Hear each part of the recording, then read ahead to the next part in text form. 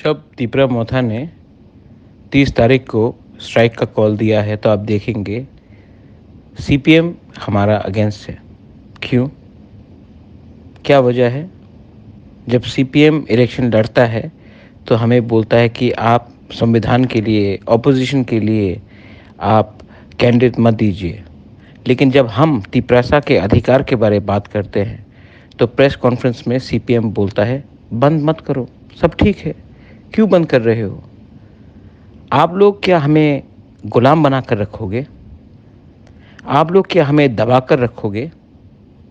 हम दिल्ली से बात करेंगे, लेकिन अपने अधिकार के लिए और अपने लाइन में, किसी का नौकर बनकर नहीं। ये फाइट आपको लगता है पॉलिटिकल है, मुझे लगता है ये पॉलिटिक्स से बहुत बड़ा है। ये फाइट हमारा भविष्य का है, ये फाइट हमारा नेक्स्ट जनरेशन का है। आप लोग ने राजनीति किया, राजनीति करते करते आपने हमको क्या दिया?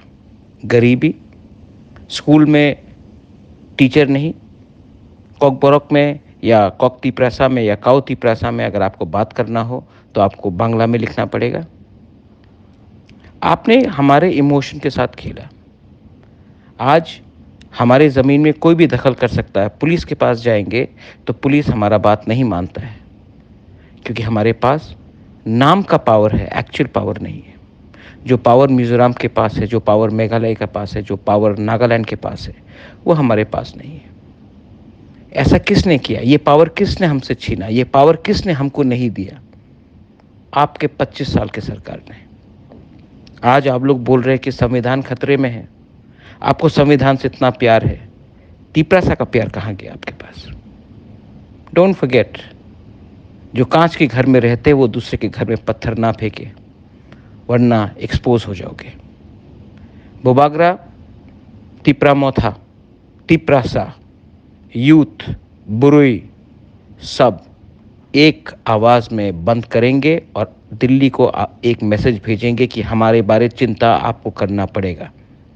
सीपीएम को अगर तिपरासा के बारे चिंता नहीं है और वो अपोज करना चाहते, करो, मैं दिखाता हूँ कि असली जंगल में शेर कौन है, असली बोबाग्रा कौन है।